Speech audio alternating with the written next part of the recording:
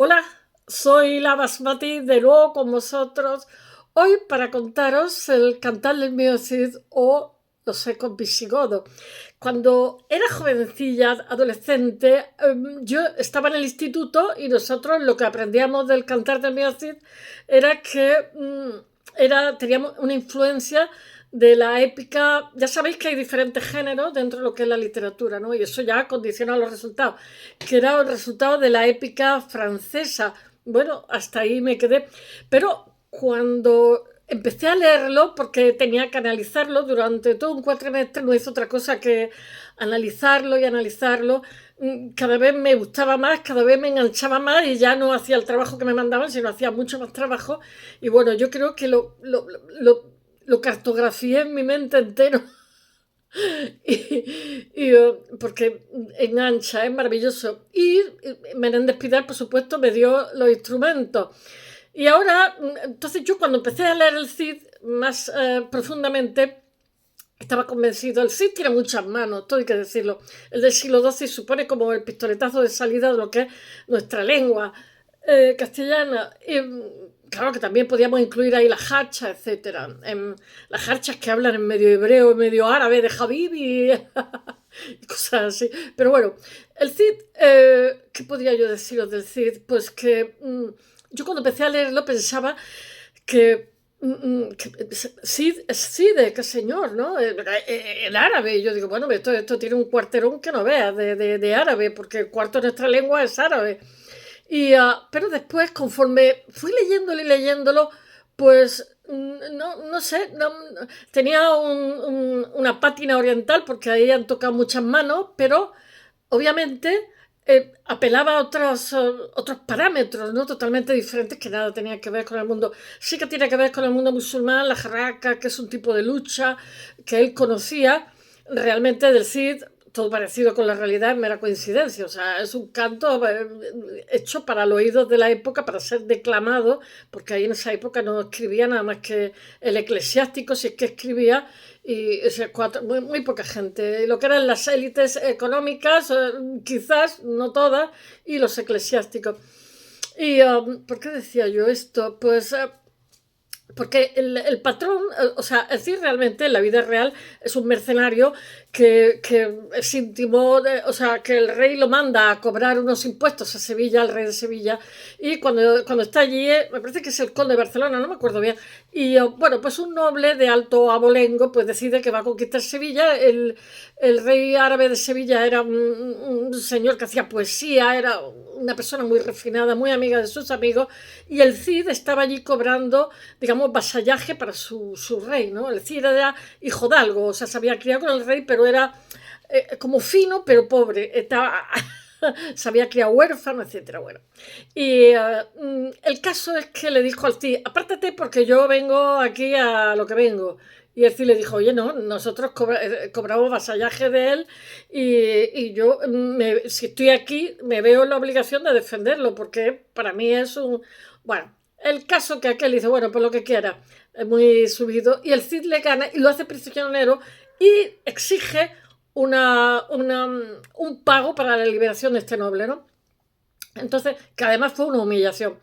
Entonces, una vez terminado este pago y tal, el rey de Sevilla lo colma de honores, como, lo trata como amigo, y lo colma de oro también, que el Cid era bastante modesto. Y él vuelve a la corte, y entonces la corte, ni te cuento, en la corte toda esa rencilla de, va, este viene porque viene forrado, vamos a ver, a santo de qué tiene él que meterse en esos líos, que ni le va ni le viene. Bueno, conclusión, la expulsión del Cid fue real, el destierro fue real, pero no fue por una serie de cosas, o puede que sí, pero fue básicamente porque murió de éxito, que es lo peor que te puede pasar. Yo veo los sistemas, o sea, Putin antes de ser, ¿cómo se llama?, dirigente, pues fue una persona, digamos, de servicio de espionaje, y entonces decía que siempre hay que pasar desapercibido, siempre hay que ser uno más, de tal manera que el que te ha visto no se acuerde bien de tu cara, ¿no? Pues eso yo creo que le pasa a los ricos, como destaquen por algo, como destaques algo, sufres más que si eres un perdedor del montón porque no eres peligroso. Bueno, el hecho real es que nunca hubo infantes de Lara. Sus hijas se casaron felizmente con unos señores que la querían y no las dejaron por ahí tiradas, como, en fin. Todo eso es una historia que se canta y que sí, efectivamente era una persona bastante inteligente, pero era un señor un poco violento y un poco mercenario. O sea, pero bueno, lo que nos narra el poema, que no tiene nada que ver con eso, es un patrón que tiene que ver mucho más con los germanos. En primer lugar, esto es una epopeya, que eso es un canto que viene, o sea, los nivelungos, sí, ya me podéis decir también que la canción de Roldán, no, pero hay muchísima etimología, muchísimos nombres en su interior que apelan a los germanos. Pero después es que tiene una raíz, un arrianismo implícito tremendo. Allí no aparece el Espíritu Santo para nada. O sea, Dios es celestial, Cristo es terrenal. O sea, me podéis decir, pero si es que hace varios siglos que ya esto dejó de ser, que son católicos. Los godos cuando vienen aquí no pasan de 70.000 personas, vienen solos sin familia. Yo estudié hace años, no sé si se corresponde, porque cada vez me cuentan una cosa distinta a los visigodos, que eran los judíos los que les llevaban las cuentas, porque eran analfabetos y su cosmovisión, su patrón de conducta se transmitía a través de los cuentos populares, los niños, etc. Eso es bastante habitual en muchas culturas orales.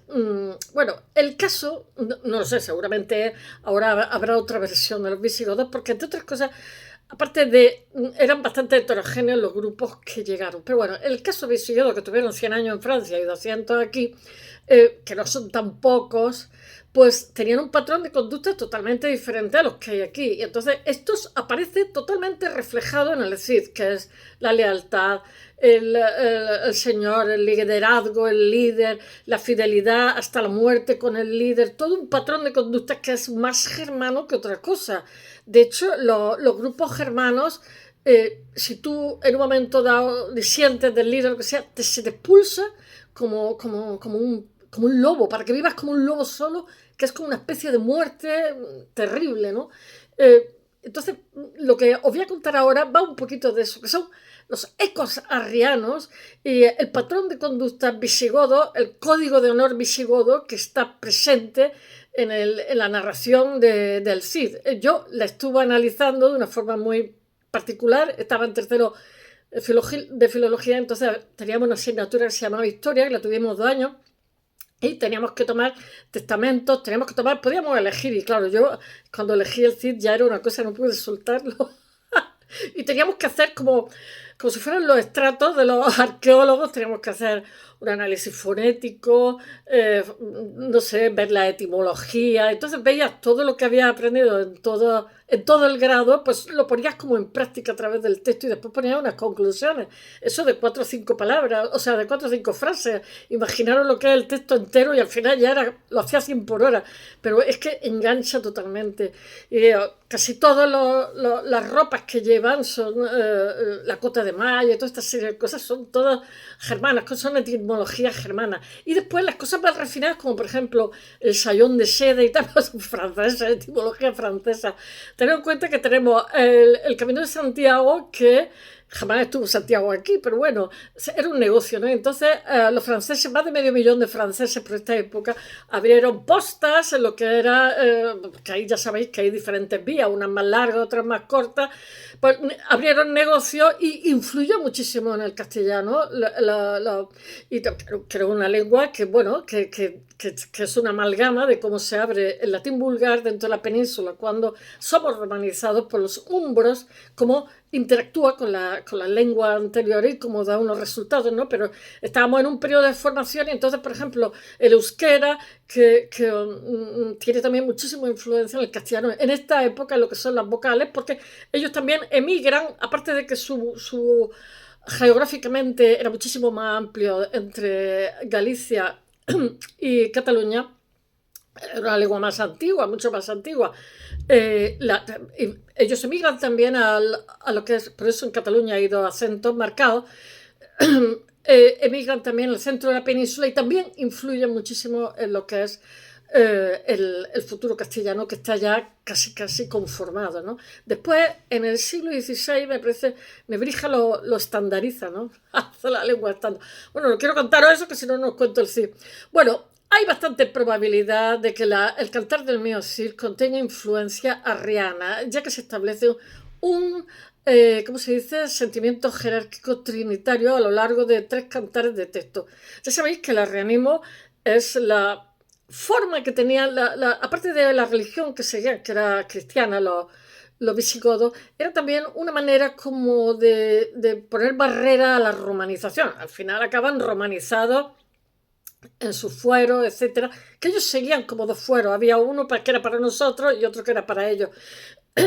Durante un tiempo están prohibidas las bodas mixtas, pero después con el tiempo ya son mixtas. Pero así todo, aunque digamos se diluyen, no que se diluyen, se absorben por la población y tal, se siguen manteniendo toda una serie de patrones. Lo mismo que yo pienso que en Andalucía también tenemos un poquito de, por lo menos en el sur, un poquito de patrones de lo que fue el antiguo Islam, porque yo he estado en países como por ejemplo Yemen, y allí no me sentía en peligro ni me resultaba, o sea, cuando pasaba por una calle y había gente, señores que estaban sentados, mujeres, yo saludaba, hay todo un saludo, no sé, mi tierra fue repoblada por yemeníes, al Yamán, no sé, y no es extraño que los cascos azules del Líbano y todo esto sean españoles, porque antes de entrar a una casa con un perro, pues piden permiso, saludan con humildad al dueño de la casa, o sea, tenemos un patrón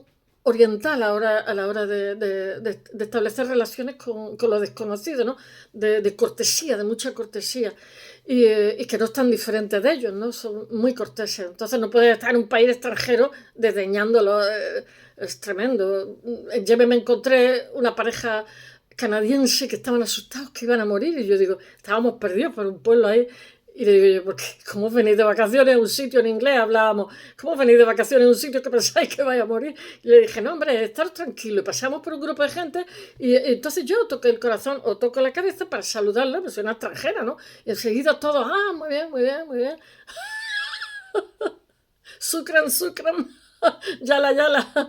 Bueno, a mí Yemen me pareció un bombón, pero ellos estaban horrorizados porque en su mente ya habían sido, no sé, asesinados y tirados a un charco. Quiero decir sin saber por qué heredamos patrones que no exactamente elegimos, pero que digamos, están incluidos en lo que es nuestro comportamiento habitual. Bueno, voy a contaros esto que se me va el tiempo.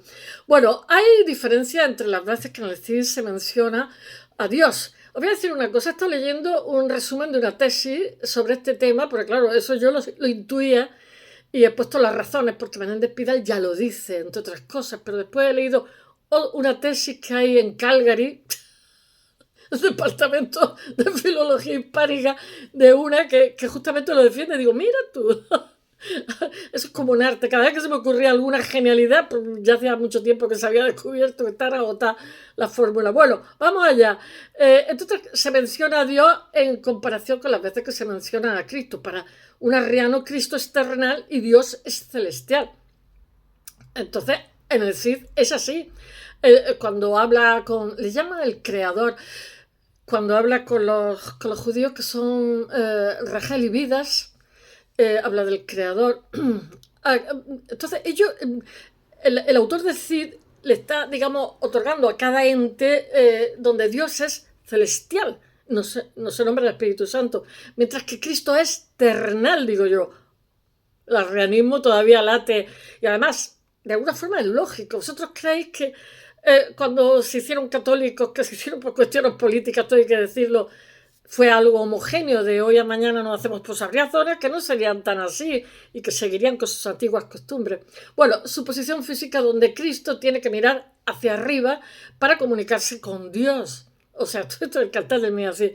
Y por último, hay una exclusión total del Espíritu Santo en toda la obra, que es un elemento extraño, ya que, como se ha visto en poemas anteriores, como el de Fernán González, este ente se nombra en los primeros versos de la obra, porque hay todo un protocolo, como los testamentos de esta época, como en los textos musulmanes, que dice antes de decir cualquier cosa es alabado sea Dios, el misericordioso, el altísimo, no sé qué. Los cristianos tenemos también esa convención en esta época. Cuando vas a hacer un texto dice, por la gracia de Dios, el Espíritu Santo, no sé qué, tal.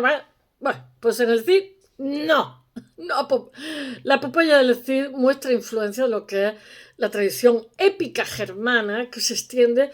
Si os fijáis, los visigodos eran pocos, pero estuvieron muy cohesionados. Tenían una lengua que ha desaparecido, obviamente, pero la lengua supone, como he dicho muchas veces, una cosmovisión, porque cuando tenemos una formación en la primera infancia de nuestra, ¿cómo se dice? Nuestra conciencia se forja a partir de la lengua, de cómo vamos escribiendo la lengua. Eso se puede ver en la Sturm und Drang alemana, ¿no? Que después daría lugar a lo que todos sabemos en el siglo XIX, que se heredera del idealismo y que va a ser el romanticismo alemán, Deutschland Liberales, ¿no? Que después va a estar en su himno y que va a ser prohibida a partir del Tercer Reich. Después, ahora está permitido ya, es que estamos por encima del resto, ¿no? Deutschland Liberales. Bueno, pues ese Deutschland Liberales está basado precisamente en ese movimiento que hay de la ciencia y psicología, que dice que nuestra conciencia se forma a partir de la lengua y eso determina una cosmovisión determinada. Si nuestra lengua es el alemán, pues nuestra cosmovisión es la de los mejores. Pero sí que es cierto que tanto el alemán como el griego, que son lenguas un poquito complejas, menos que el árabe y el chino, tienen mucho que ver con lo que es la filosofía. Algo llevan de razón, ¿no? La cosmovisión va por ahí. Bueno, todo esto se extiende en la Edad Media. El Cantar de Miesis está lleno de voces germanas, de arriba abajo, abajo arriba. El código de honor que subyace en el texto del Cid, escrito por varias manos, es el sustrato anterior arriano que habla, que interactúa y resuena en lo que es la conciencia, generando una cosmovisión única que tiene que ver con los patrones godos pasados que perviven. Mirad, este grupo de visigodos de 80.000 se organiza en torno a lo que es la zona de Castilla, etcétera. O sea, siempre que hemos dicho el carácter castellano, ahora van a ser los visigodos que están ahí. Por otro lado, no creáis que es ningún disparate, porque si os vais a la zona del sur, a la zona mediterránea y tal, pues habían sido bizantinas. Y sí, fueron conquistadas, pero obviamente la zona mediterránea, pues siempre hemos sido, yo qué sé, fenicias, griegas, bizantinas, de todo un poco. Mientras que el interior es otra parte de clima, de mentalidad, etcétera. De hecho, España costó muchísimo, Hispania en general, de ser romanizada casi 200 años, porque era como, yo qué sé, como un puzzle gigante de gente diferente que pensaba diferente. Pero en el caso del Mediterráneo, con independencia que los del norte fueran más influenciados por los griegos y los del sur más influenciados por los fenicios, tenemos un talante más parecido. Nos mimetizamos con el progreso, somos más tramposos. En fin, no tenemos conceptos así de inhumancia, de heroicidad, ¿no? En plan de, bueno, vamos a hacer negocio tú y yo, a ver cómo queda la cosa. Bueno, eso es una percepción subjetiva. Está abierto a cualquier opinión que tengáis al respecto conmigo. Bueno, hay una estructura épica en el Cantar de Miesis, venga que tengo que contarlo, que se me va el tiempo, similar a la de las sagas germanas, a la saga germana y a la saga vikinga, esto hay que decirlo, con un héroe central, una narrativa lineal y un enfoque de lo que es la acción y la aventura. Todo esto está compuesto para ser declamado, o sea, va a ser escuchado. No solamente se infla, sino que se adapta a la demanda del público del momento, porque el que declama tiene que hacer caja, no es por nada. Bueno, aquí está la honra, la lealtad, la fidelidad, las batallas, los combates, la ley, la justicia, la fama, la epopeya del Cid. Lo que pasa es que enfatiza la importancia de los valores centrales de la cultura germana. Después, a la verdad, el Cid era mercenario y cuando estaba por ahí expulsado de su rey, pues trabajaba cuando fue marginado por su rey. El de Sevilla le echó una mano y le encargó cosas. O sea, quiero decir que trabajaba al que mejor le pagaba. Sin embargo, en la epopeya está eso bueno, es lo más de lo más de lo más. Sí, pero después para engañar a los judíos, aquí tenemos la manga ancha. Bueno, la descripción es similar a la germana, con un enfoque de valentía, habilidad marcial del héroe, etcétera, etcétera. La poesía germana, anglosajona, estoy siguiendo a Menéndez Pidal, que me lo leí bien, todavía me acuerdo. La poesía germana, anglosajona y la saga escandinava influyen en lo que es el estilo, lo que no es casualidad por el sustrato visigodo anterior, al partir de que, manteniendo su lengua, permite que circulen ideas y temas literarios que más tarde lo que pasa es que se plasman en lo que va a ser la Edad Media. Los visigodos, cuando llegan a la península, casi accidentalmente, son turistas accidentales. Son 70.000 frente a 8 millones, digamos, de hispanos. Se mantienen cohesionados. Establecen la capital en Toledo y tienen una lengua común que con el tiempo desaparece, lo que hace que no sean ni un 1% de lo que es la población, pero se mantienen cohesionados por la lengua, mantienen su lengua, su cosmovisión, sus tradiciones, y la lengua a su vez los cohesiona, además de un derecho dual que se refleja en lo que son los códigos legales, porque está el Código de Eurico del 475, que es un código legal visigodo que recopila las leyes y costumbres germanas. Y después está el Breviario de Alarico, que es de 506, que es un código. Había una dualidad, a ellos se les aplicaba una regla y a nosotros otra. Un código legal romano que se aplica a los hispanos romanos. La coexistencia de estos dos sistemas jurídicos, lo que pasa es que refleja la complejidad de lo que era la sociedad visigoda, estos alemanes reconvertidos en hispanos, en la que conviven diferentes grupos étnicos y culturales. El Cid vive en el siglo XI, han pasado, yo qué sé, 500 años, una época en la que el cristianismo católico lo abarca todo, pero se puede establecer una conexión indirecta, o sea, tangencial, entre el Cid y el arrianismo, aunque vive en una época posterior a lo que es la dominación visigoda, y la cultura y la sociedad española de su tiempo conserva absolutamente muchísimos tics, elementos de la herencia visigoda, como son los valores caballerescos, la lealtad, el honor y la valentía, que también son comunes en la nobleza visigoda. Después, cuando decimos esas cosas de los castellanos, el castellano viejo, el no sé qué y tal, pues ya sabéis de dónde viene. El Cid es recordado por su sentido de la justicia, su defensa de lo que son los derechos de los débiles, lo que también es un valor en la sociedad visigoda. Así pues, aunque el Cid es visigodo, su legado y sus patrones de conducta, sus valores, se pueden conectar con el talante visigodo a través de lo que es la herencia cultural que llevan en el cuerpo, los valores caballerescos, la resistencia frente a los invasores y el sentido de lo que es la justicia ética y moral. Los visigodos, que dominan de la península ibérica desde el siglo V al siglo VIII, son arrianos durante gran parte de su historia, aunque se convierten al catolicismo en el siglo VI. Su legado cultural y religioso persiste en lo que es la religión. La nobleza española de la época del Cid, incluyendo la familia del Cid, mantiene tradiciones, creencias de origen visigodo, incluyendo lo que son elementos de arrianismo. Una simbología presente en la importancia de la nobleza, la caballería, influido por lo que es la tradición visigoda. Obviamente el Cid no es arriano, no hay evidencia, pero su conexión es tangencial, como os he dicho, indirecta, y se basa en lo que es la herencia cultural y religiosa de la religión que vive.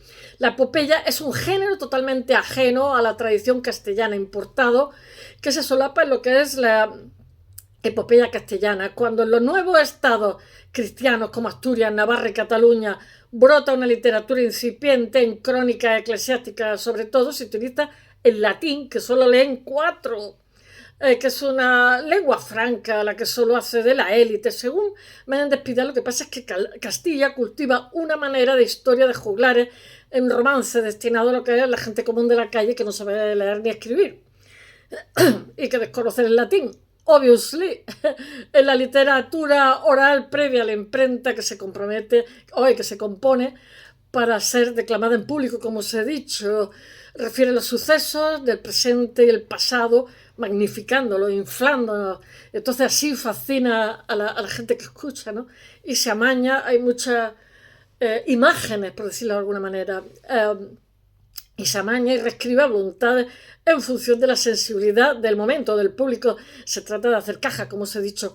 En el género épico popular, quizá oriental, desconocido para la tradición eclesial, pero no para la gótica, los Goti, los Gutiérrez, Torres de Cutillas, las torres de los godos. La población romana, cuando llegaron, los desdeñaban porque los veían un poco iletrados. Como todos los germanos, los visigodos practican cantos épicos, los godos con una gran idea de grupo, donde el mayor castigo es ser expulsado del grupo por el líder, vivir una vida de lobo solitario, enaltece a sus héroes en las contiendas con sus adversarios, así como en las reparaciones personales. Los visigodos transfieren esta poesía a Tolosa, donde emerge allí la leyenda de Walter de Aquitania y la España con el mío Cid. La épica se practica en la monarquía de Toledo, en zona goda, aunque desaparece la lengua goda, quedan los vestigios, como a su vez después nos va a quedar los vestigios del árabe y del hebreo, que son lenguas semitas, nos va a quedar la mejor lírica del mundo. Perduran los ecos, sin embargo, la costumbre, y se perpetúa el talante de un tiempo pasado, un ubisum de paraíso perdido, cualquier tiempo pasado fue mejor.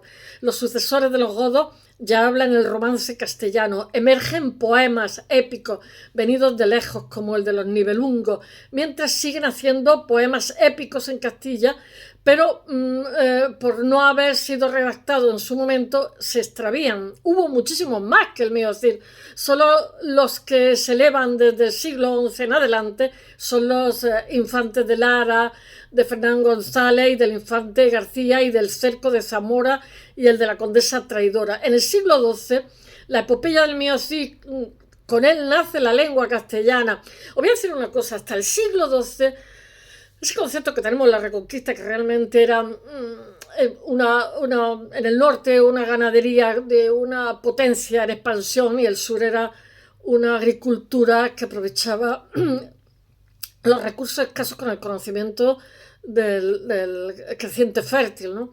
Son dos modos de producción diferentes, lo que confronta más que lo que es la religión, que es como una excusa, ¿no? Pues a partir del siglo XII era como un poco tibia el tema. No, eso de que la Reconquista no eran tan aguerridos, había racias, etc.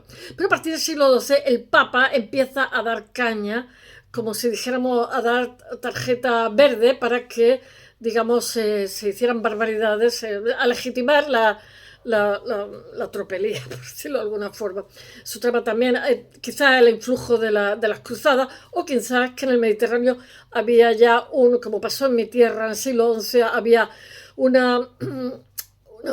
comercio grande de los musulmanes con el Cairo, etcétera, pero que no pagaban canon al papado. En fin, hay muchos factores, no solamente uno. Bueno, la trama desvela muchas costumbres germanas, la trama del Cid, integrada entonces como la reparación, el desagravio, concebida como derecho para defender el honor y el de la familia, etcétera. Se adivina en el Cid, se lee la vida de Castilla, los acontecimientos políticos, los antagonismos de Castilla con León, etc. La poesía heroica es de tradición goda y es indudable el influjo gótico en lo que es la formación de la lengua castellana. Dice Menéndez Pidal, en León, en Navarra y en los mozárabes del sur, la lengua materna familiar, o sea, el romance, vivía en completo desprestigio frente al latín oficial, desamparada de todo cultivo literario noble. Por el contrario, la Castilla del siglo X debía de estimar su lengua propia a la par que la latina o más. La estimaría tanto como estimaba sus costumbres y sus hazañas jurídicas por encima del fuero juzgo oficial. La empleaba también en toda su poesía épica.